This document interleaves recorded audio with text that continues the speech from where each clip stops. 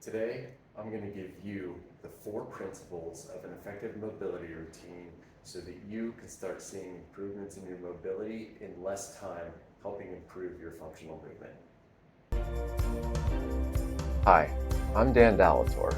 Over my 10 plus years as the doctor of physical therapy, I've helped hundreds of functional fitness athletes, even CrossFit Games athletes, with pain, mobility, injury prevention, and continuing to train while rehabbing an injury.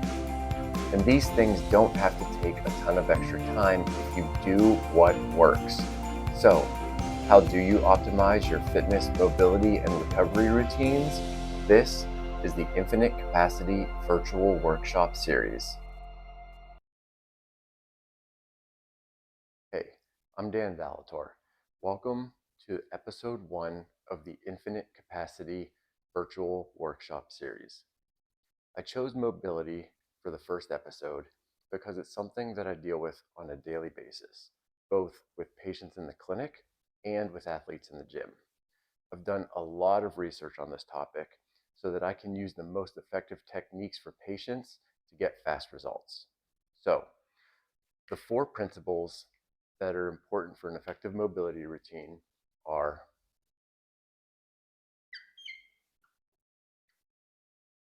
what is mobility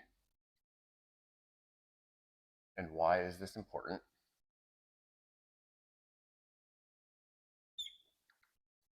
Which mobility techniques are the most effective?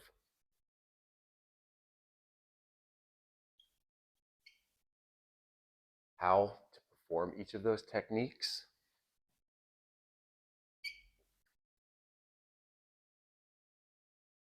And when to perform each of those techniques.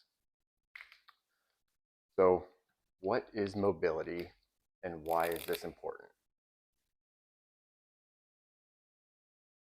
So, the thing to really understand here is that mobility is not the same as flexibility. Flexibility is merely how much range of motion we have available at a certain joint, whereas mobility is the ability to control that range of motion through functional movements. So while we might have available range of motion or flexibility, we want to make sure that we strengthen through that range of motion so that we get true mobility. And that's an important distinction that we'll cover a little bit later here whenever we talk about which techniques are most effective.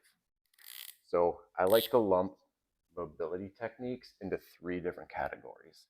The first one is blood flow.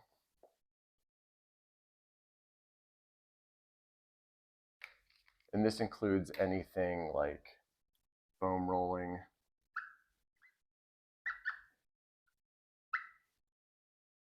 or using a lacrosse ball,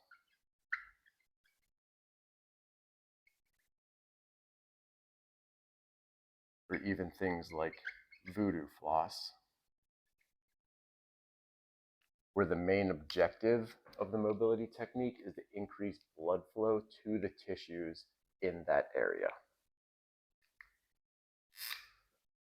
The second category is stretching.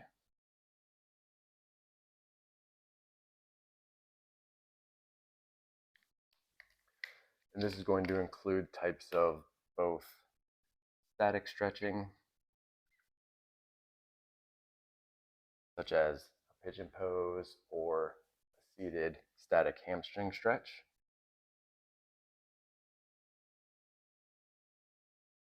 or dynamic stretching, which are things like toy soldiers, walking lunge, things that are stretching tissues as we're moving. And then the third category I consider load,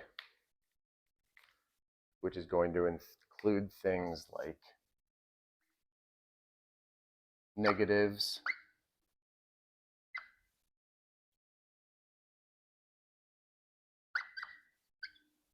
tempo movements,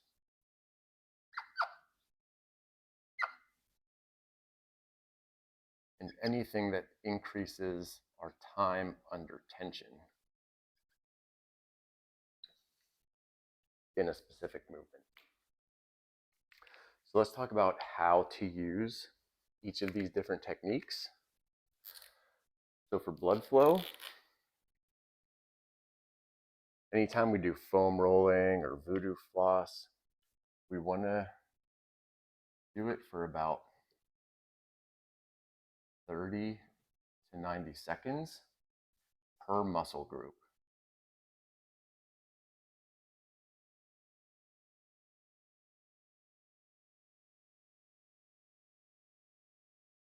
So if I'm foam rolling my legs, I would do one quad for 30 to 60 seconds, the other quad for 30 to 60 or 90, each of the hamstrings for that length of time, depending on how many different muscle groups I wanted to target.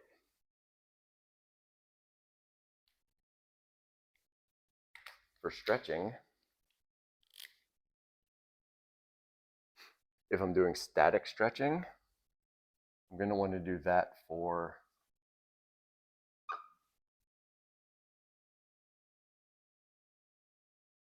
30 to 60 seconds.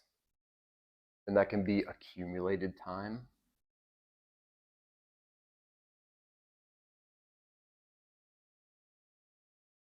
So that can be one set of 60 seconds. It can be 3 sets of 20 seconds. However you want to break that up to accumulate that amount of time, it doesn't really matter. It all evens out in the end to that total accumulated. And then for dynamic stretching, for this we want to spend about 5 to 10 minutes of total time doing dynamic. And then whenever we think about load, since these are things like negatives or tempo, like tempo goblet squats, here we're going to go for about 15 to 24 reps.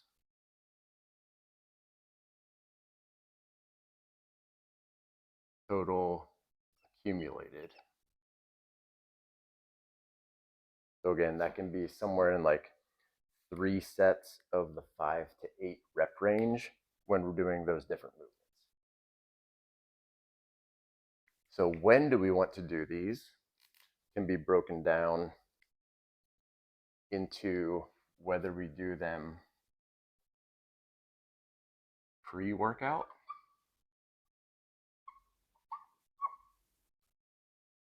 or post-workout.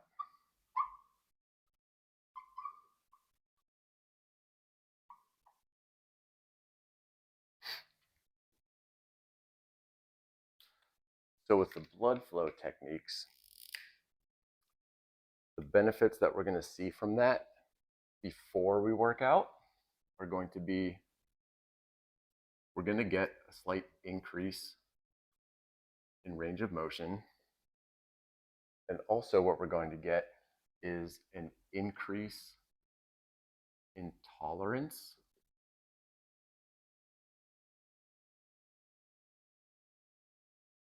to further stretching.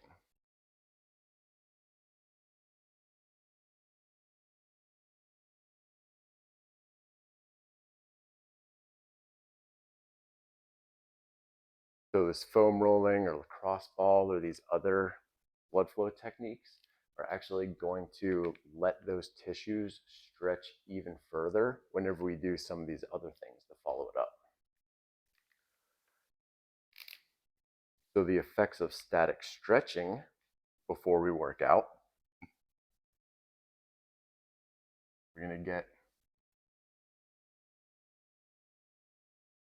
again, a slight increase in range of motion, which is going to last for about 30 minutes. So it's an increase in range of motion, but it is short term.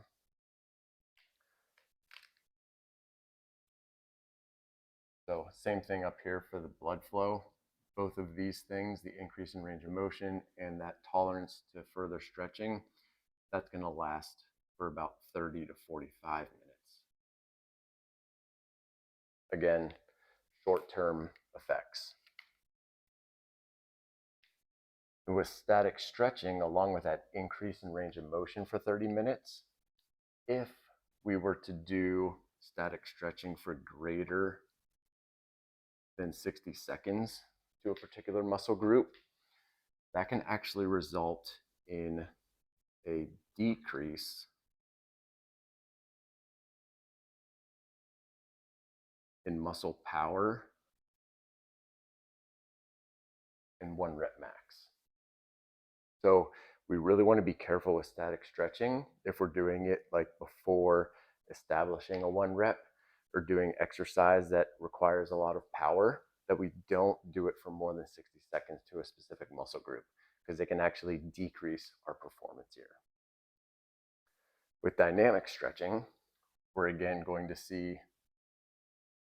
an increase in range of motion, which again is going to last for about 30 minutes.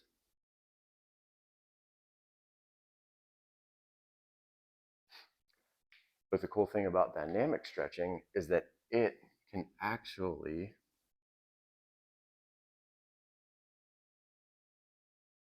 undo the adverse effects that we can see with prolonged static stretching.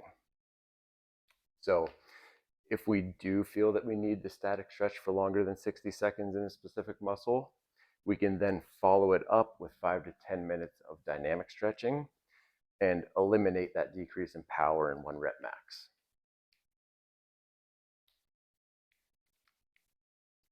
And then for load, these are the things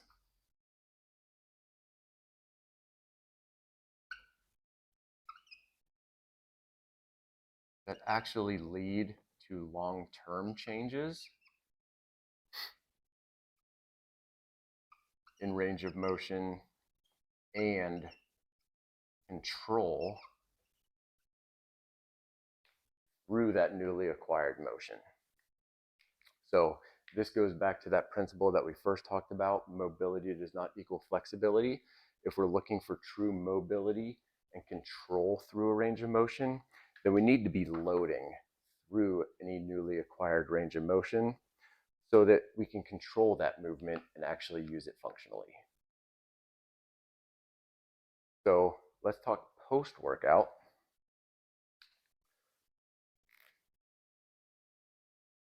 So of all 3 of these different techniques, blood flow, stretching, and load, the only one that has actually been shown to have any utility after exercise is blood flow.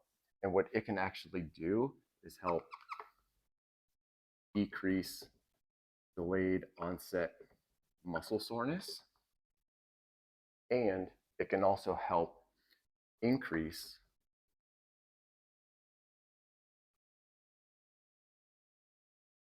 our recovery of performance.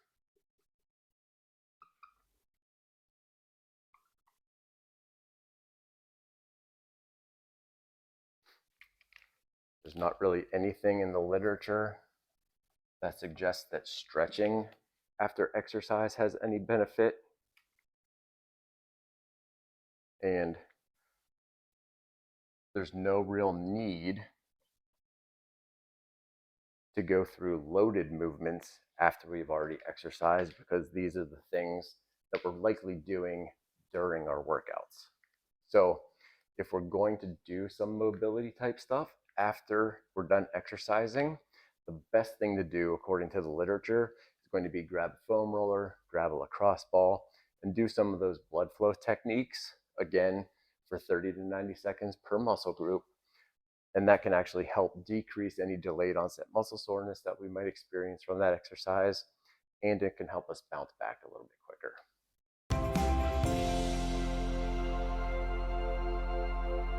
All of that information that was just covered is available as a free PDF download on the Infinite Capacity website just by clicking on the link below.